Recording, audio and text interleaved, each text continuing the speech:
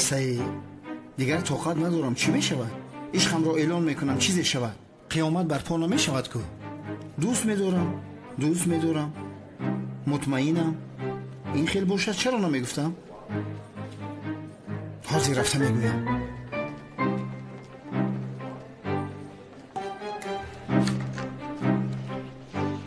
خدایا کمکم.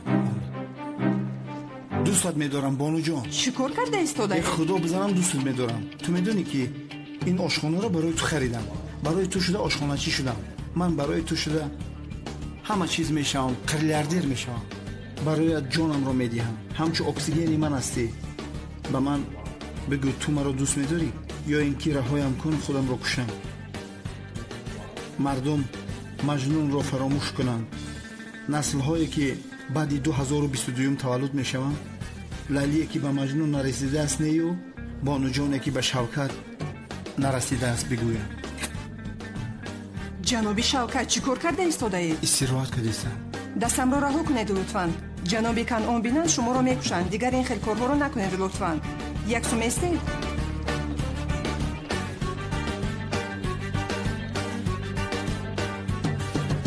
انا ها ترسید که کنان دیوانه مرا میکشد. برای همین عشقش را گفتن نتوانست. معلوم که بانو نسبت من حسیاتی دارد. عشقم را فکر کرده به من چیزی نگفت. این کار حل شد. راهی حلش هست. کنان را زده از راه بیراه میکنم. از بین میبروریم. بانو به من میماند. شوکت با بانو میخورن زردالو. بعد زردالو میخورن آلو بالو.